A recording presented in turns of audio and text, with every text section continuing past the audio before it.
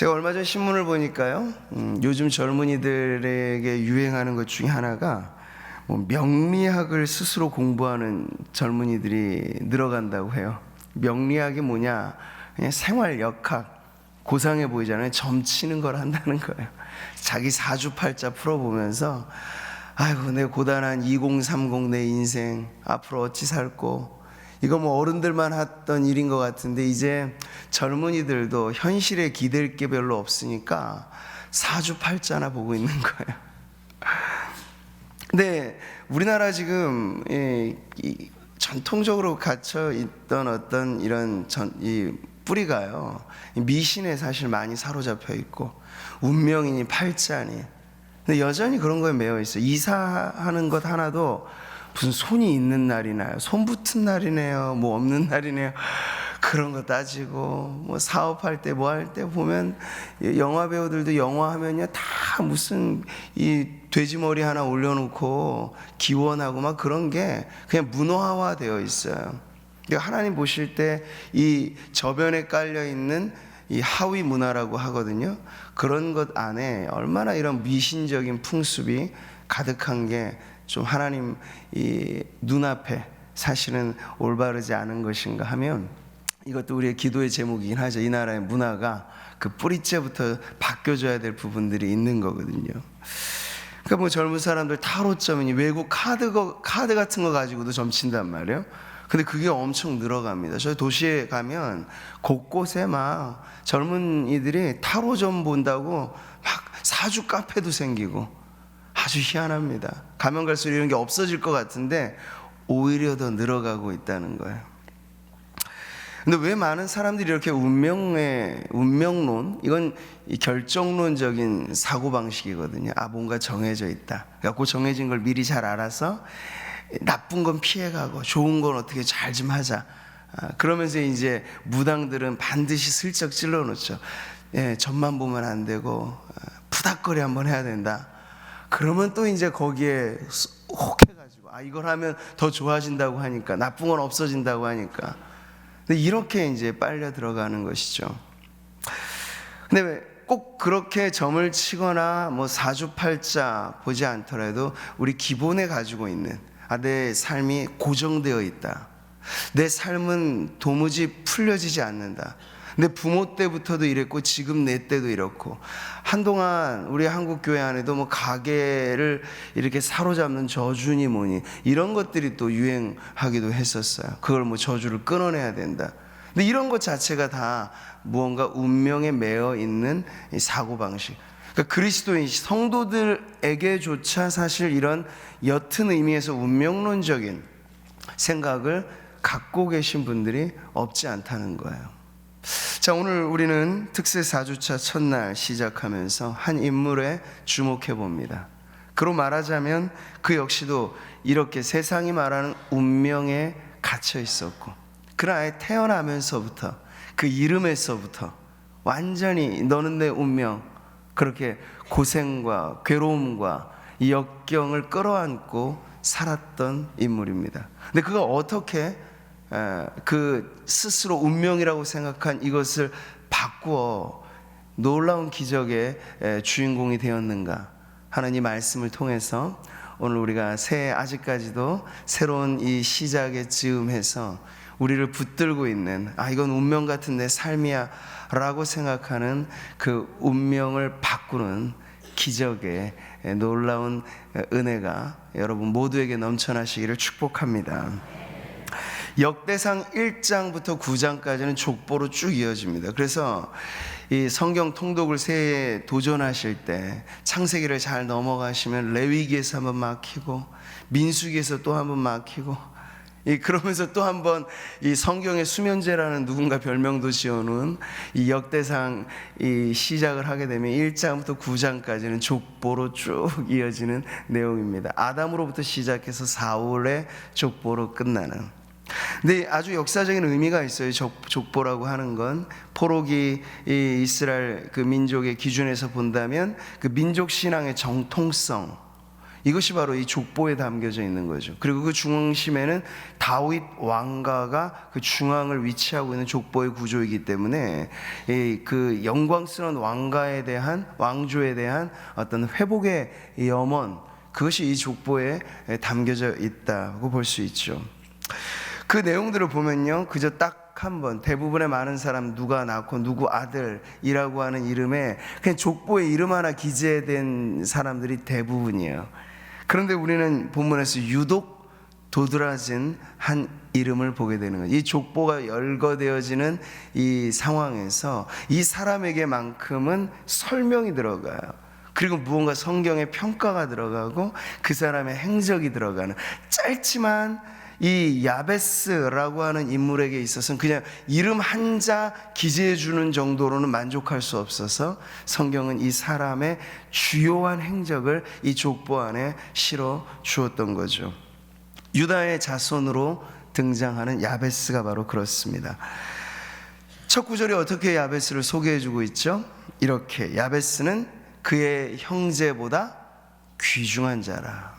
예전에 번역해 본 존귀한 자라, 이렇게 되어 있어요.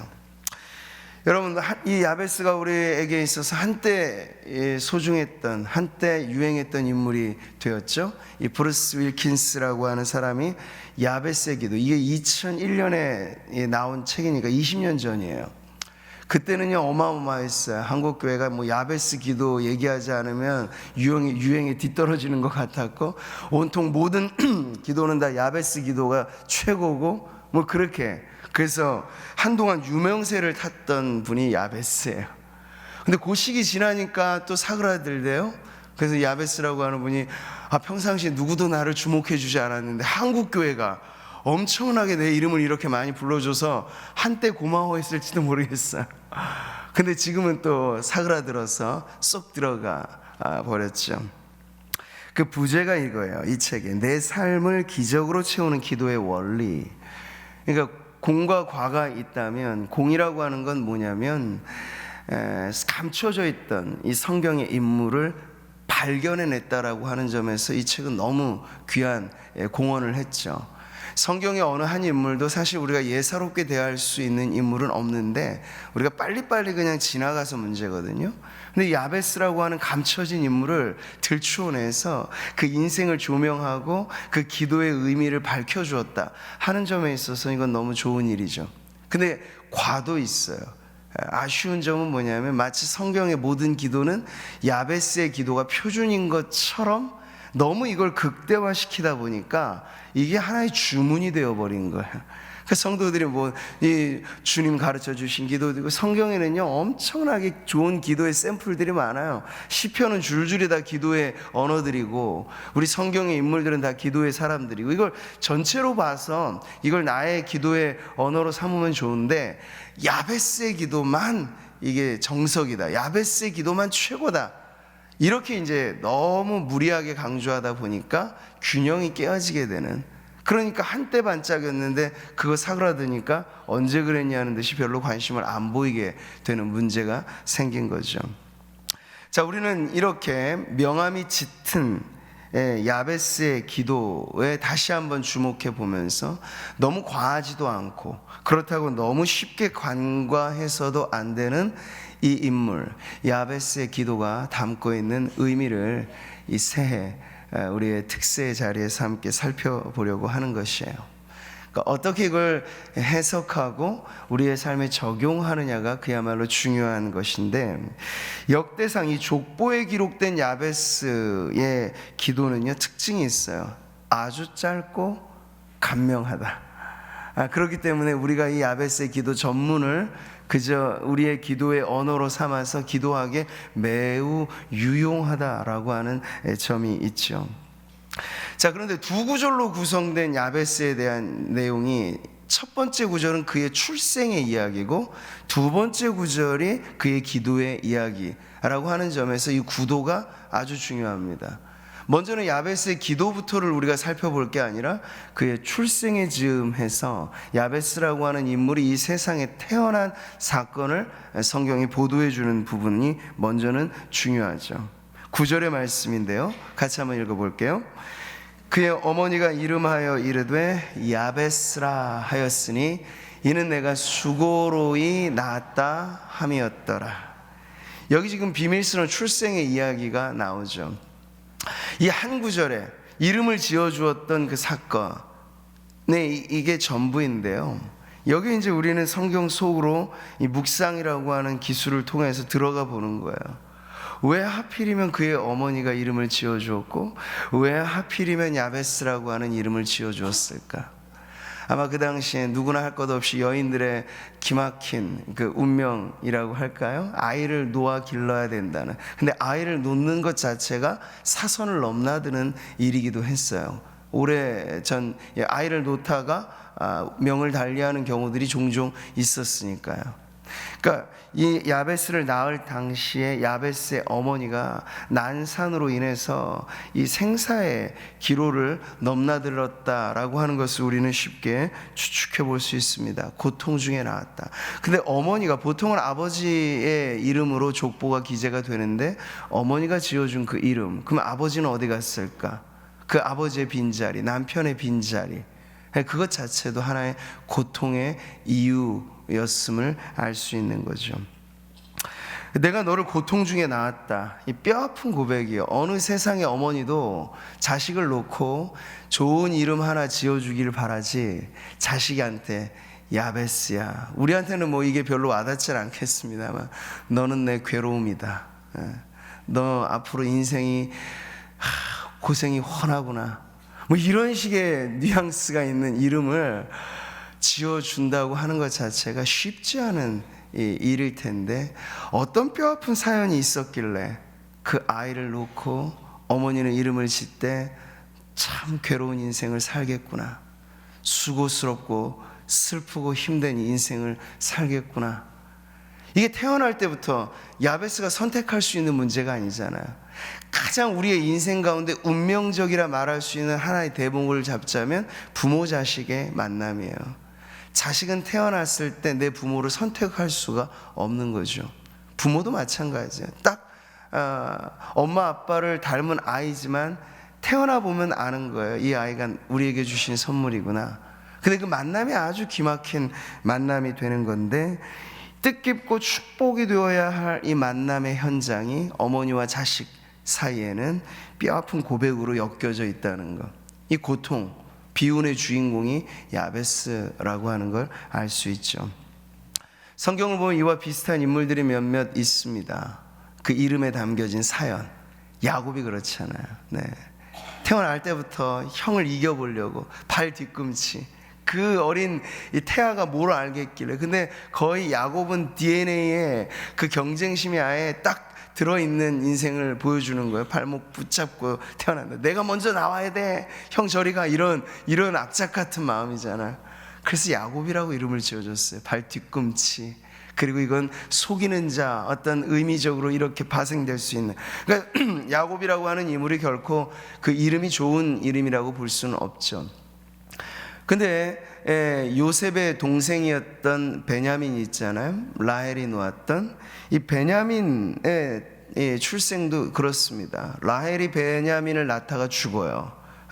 그래서 그 마지막 고통스러운 절규로 아이의 이름을 불렀는데 베노니라고 불러줬어요. 이건 뭐냐면 슬픔의 아들이에요. 그러니까 야베스하고도 우리가 잘 연관이 되는 거죠. 거의 출생의 즈음에 너무나 고통스러운 외마디, 어머니가 이름을 불렀는데 너는 슬픔의 아들이다. 근데 이것이 합당하게 여겨지지 않았기 때문에 야곱이 이름을 바꿔줘요. 베논이라고 하면 안 된다. 베냐민, 너는 내 오른손의 아들이라. 그렇게 이제 출생에서부터 이런 사연이 있는 인물들이 성경에 나온다는 거죠. 야베스도 그 중에 한 사람입니다. 선택할 수 없는 부모와 자식 간의 만남, 이 운명적인 만남의 자리에서 야베스는 출발이 좋은 인생은 아니었습니다. 만약 이대로 끝났다면 그가 역대상의 그 이름이라도 기재됐을까 싶을 정도로 출발이 정말 좋지 않은 비참한 인생이었습니다. 그 이름대로 살았더라면. 그렇죠? 어머니가 지어준 이름대로 넌 수고스럽다, 고통스럽다, 슬프다, 이렇게 이름 자체가 짓눌러버린 그런 인생을 만약 살았더라면 야베스는 역사에 이름 한 자 남기지 못할 인물이 되었을 겁니다. 이 비운의 출생 이후에 그래서 우리가 알게 되는 건 뭐냐면 중간에 인생 기록이 없다는 거예요.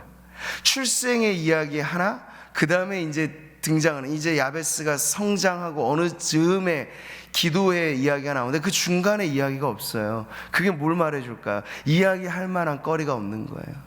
그냥 보통의 인생을 살았다는 거죠. 그냥 보통의 인생이 뭡니까? 이름대로 사는 거고, 환경대로 사는 거고, 생긴 대로 사는 거고, 이게 보통의 인생이죠. 대부분의 사람들은 그렇게 삽니다. 야베스도 그렇게 살아왔던 거예요. 그런데 이 묻혀져 있는 인물의 이름이 다시 빛을 발하기 시작한 그 대목이 우리들에게 중요하죠. 어떤 계기로 야베스의 인생의 반전, 대역전이 일어나게 된 것일까? 그래서 역대기 기자가 그의 이름을 형제보다 귀중한 자라고 이렇게 그를 평가해 주었을까?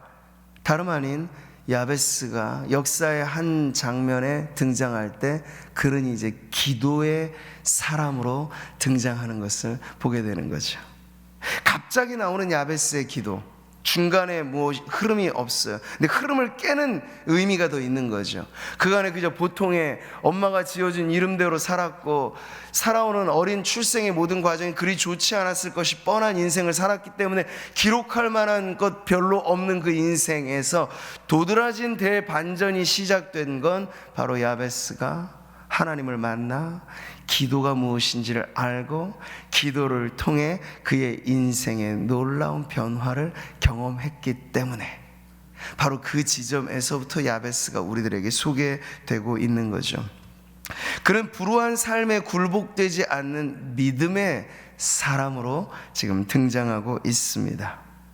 보통의 삶이었다면 운명처럼 짊어진 자기의 이름대로 살아야 했던 야베스인데요, 그는 운명의 사슬에 매이지 않는 사람으로 지금 보여지고 있는 거죠. 그래서 야베스의 기도가 가지고 있는 가장 중요한 의미 중에 하나는 자신의 운명의 사슬을 끊는 기도. 그러니까 우리는 정해진 무언가 운명대로 산다는 게 아니라 기도하고 응답받아 산다라고 하는 신자, 성도의 전형적인 아름다운 모습을 지금 야베스가 보여주고 있다는 거예요. 근데 만약 여러분 그렇지 않은 경우라면 어떨까요?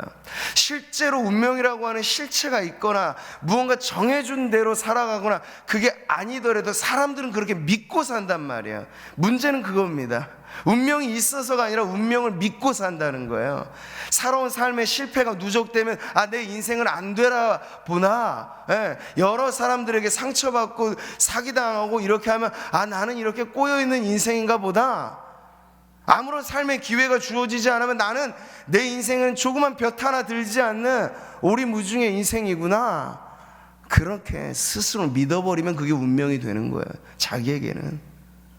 근데 야베스의 기도는요, 기도란 무엇인가? 그런 사슬을 끊어내는 거예요. 결박을 풀어내는 거예요. 속박에서 벗어나는 거예요. 성도의 운명은 다름 아니에요. 우리가 기도하면 하나님 응답하셔서 없던 길도 열리고 닫혀진 문도 열리고, 그게 성도들이 살아갈 하나님의 기막힌 은혜의 삶인 것이죠. 그는 자기의 이름과는 정반대로 축복받는 기도의 응답을 경험한 사람입니다. 다시 빛나게 된 이름 야베스. 출생에서는 정말 비운의 주인공이었는데 그의 이름이 오늘 우리에게까지 전해지잖아요. 그래서 우리가 그 기도를 지금 기도하는 이 시간 우리가 들여다보고 있잖아요. 그게 얼마나 빛난 이름입니까? 근데 그렇게 빛나게 될 때 어떻게 야베스가 기도를 알았던 거야. 기도를 통해 하나님을 만났던 거고 기도를 통해 기적을 경험하게 되었던 것이죠. 여러분, 이렇게 운명을 바꾸는 기적의 이 기도, 야베스의 기도, 너무나 그런 의미에서 소중한 이 기도는 딱 한 줄로 우리들에게 짧고 굵은 메시지를 전해줍니다. 10절에 나와 있는 야베스의 기도를 같이 한번 읽어보죠.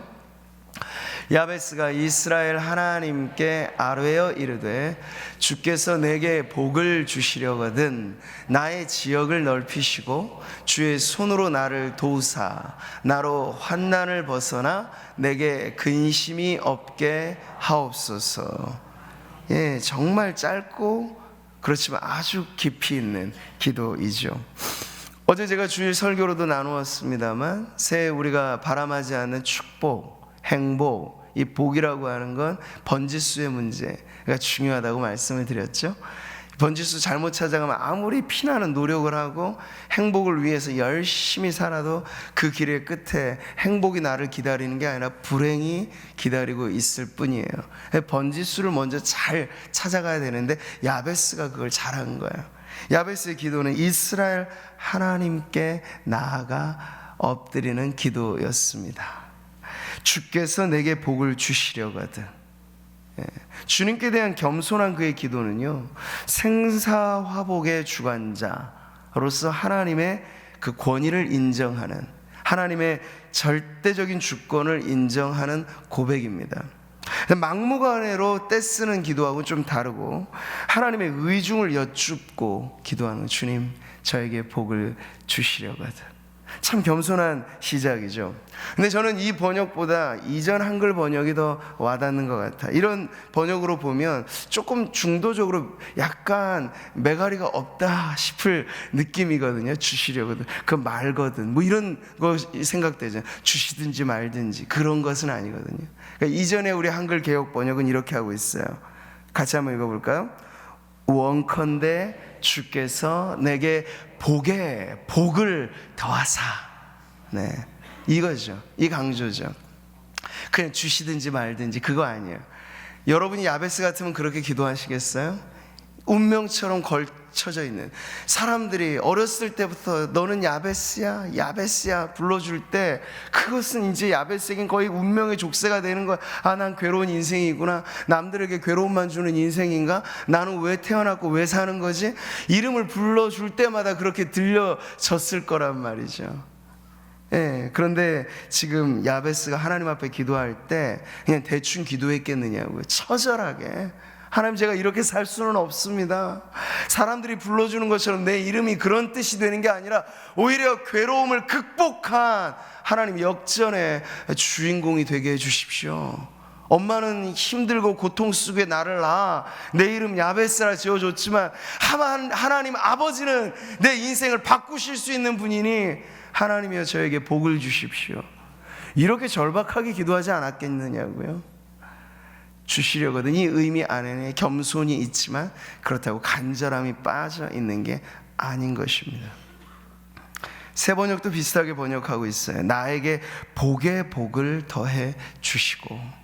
간절한 울부짖음이 이 안에 있는 거예요. 그래서 무성의한 기도가 절대 아니라는 거예요. 절박하고 간절한. 야곱이 정말 목숨을 걸고 야복 강가에서 복을 구했을 때 그 심정처럼 야베스도 그랬을 거라고요. 나에게 복을 주시지 않으시려거든 떠나보낼 수 없습니다. 날이 새어 나로 가게 하라. 이 천사가 하나님을 나타내는 이 하나님과의 씨름의 현장에서 마지막에 그렇게 말을 할 때까지도 늘어붙어 있는 거예요. 야곱이 안 놓아주는 거예요. 내게 복을 주셔야 내가 놓습니다. 여러분, 우리의 기도가 사실 어떤 기도인지를 살펴보세요.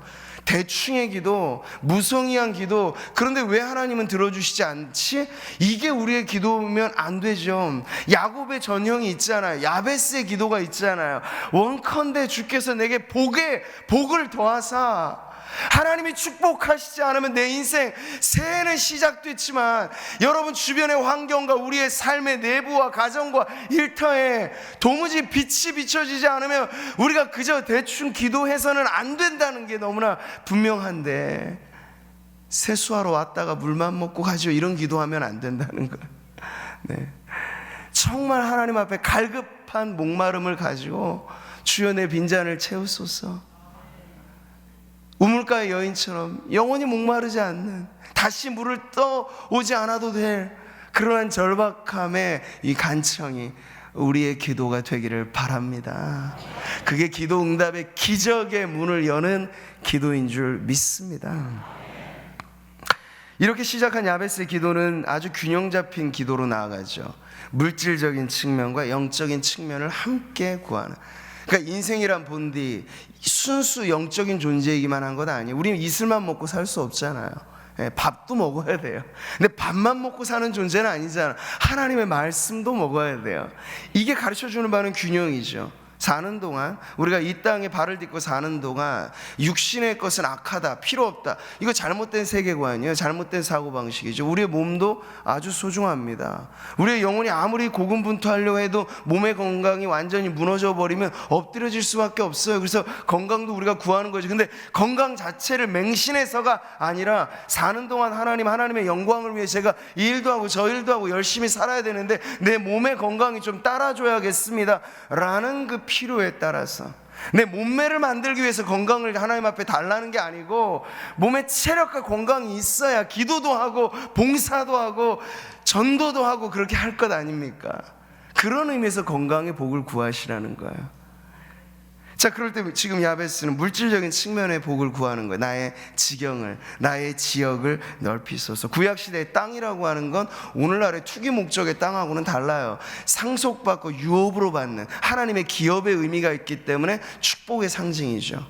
그래서 야베스가 자신의 지역을 넓혀달라, 이거 뭐 땅 장사하겠다는 그런 이야기가 아니고, 하나님 내가 축복받은, 너는 야베스라, 너는 비운의 인물이라, 그런 소리가 아니라 저 사람이 하나님을 믿었더니 아, 하나님은 정말 살아계셔서 저 비운의 주인공 야베스의 인생이 저리도 아름답게 펼쳐지는구나 라는 걸 보여줄 수 있는 가장 중요한 대목이 그 기업으로 받은 땅이 넓혀지는 것이었어요. 그런 의미, 하나님의 영광을 위해서 지역이 넓혀지기를 구하였던 것이죠. 이것이 신약으로 넘어오면 예수님의 팔복에도 나오죠. 온유한 자는 복이 있나니 그들이 땅을 기업으로 받을 것이며. 이 땅이라고 하는 건 영적인 실체로서 예수님 말씀하신 건 이미 첫 복 자체가 심령이 가난한 자, 가난한 자는 복이 있다고 하셨는데 여기 대목에 이르러서 또 땅 부자가 복이 있다, 이게 좀 안 맞는 말이잖아요.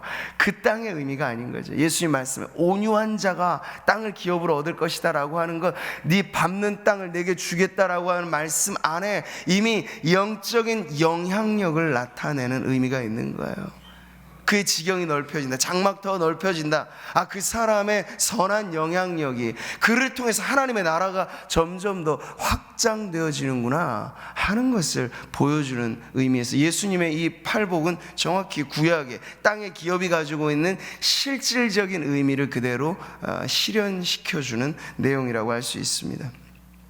자, 이어서 야베스의 기도가 영적인 측면을 강조하는 대목으로 나아가죠. 주의 손으로 나를 도우사 나로 환난을 벗어나 내게 근심이 없게 하옵소서.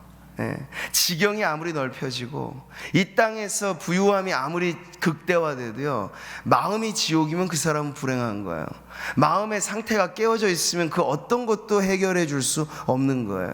그러니까 여기에 균형이 필요하다는 거죠. 마음은 천국인데 삶이 너무 쪼들리고 너무 힘들면 그것도 내 계속해서 고난의 연속을 우리의 믿음으로 극복하는 삶이 되어야 하는 것인데, 그렇기 때문에 이 야베스의 기도와 더불어 아굴의 기도가 주목을 받았던 거. 너무 부하게도 마시고 너무 빈하게도 마시고, 왜 너무 빈해도 우리의 신앙의 삶이 어그러질 수 있고, 너무 부해도 교만해지거나 하나님 앞에 삐끗 잘못 나갈 수 있기 쉽기 때문에 아굴은 지혜롭게도 그 중도적인 축복을 구한 거예요. 물질에 관한 한, 하나님 내가 너무 어긋나지 않는 선에서, 하나님의 영광을 가리지 않는 선에서 저에게 복을 주십시오, 이 기도였거든요.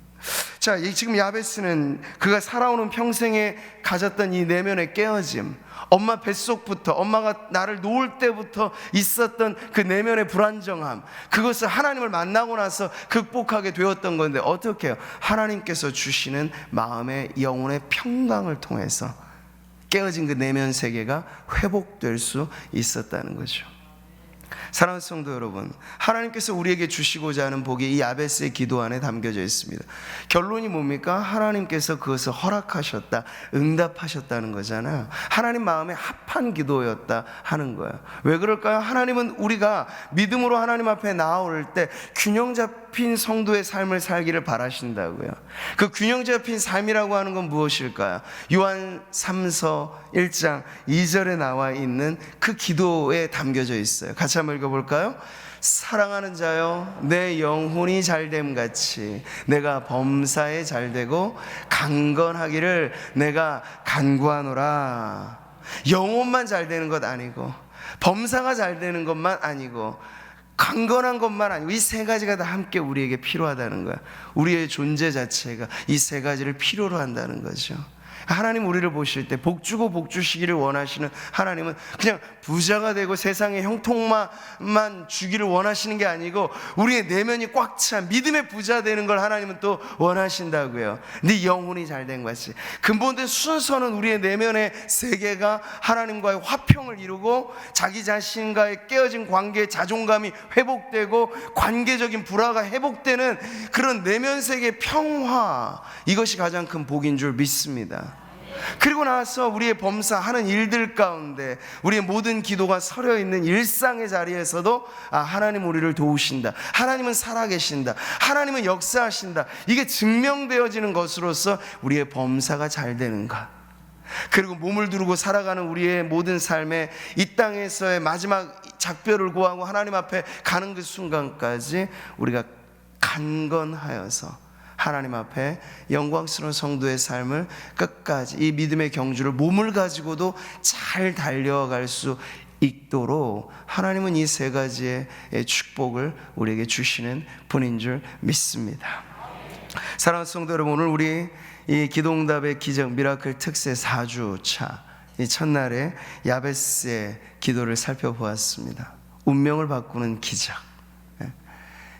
혹시 여러분들 안에도 굳이 입 밖으로 말하진 않지만 사고방식 가운데 운명처럼 여러분을 붙들고 있는 어떤 것이 있다면, 이건 나는 도무지 이건 해결 안 될 문제, 그게 운명으로 우리가 믿고 있는 거예요. 여러분, 그렇지만 그걸 믿지 마십시오. 하나님을 믿으십시오. 하나님은 우리의 운명이라 여겨지는 그것도 바꾸시는 기적의 하나님이시니, 오늘 야베스가 믿음으로 기도해 그 인생 역전, 출생부터 어느 순간까지 불운한 삶을 살아왔을지 모르나 그의 기도가 인생을 뒤바꿔 놓아서 결국 우리에게까지 전해지는 이 아름다운 기도의 사람, 믿음의 사람이 되었던 것처럼, 오늘 우리 사랑하는 성도님들의 삶에도 이와 같은 역전이 일어나 운명을 바꾸는 기적의 주인공으로, 하나님은 이런 분이시다, 하나님은 너무나 좋으신 분인데 내가 평생에 안고 살았던 이 고질적인 문제, 그래서 너는 내 운명이라고 내가 믿어버렸던 그것을 하나님께서 떨쳐버리게 하여 주시고, 그리스도 예수 안에서 결코 정죄함이 없나니 그 자유함의 은혜로 새롭게 살게 하셨노라. 하나님을 그렇게 간증하고 찬양하게 되는 우리 모든 성도님들 되시기를 주님의 이름으로 축복합니다.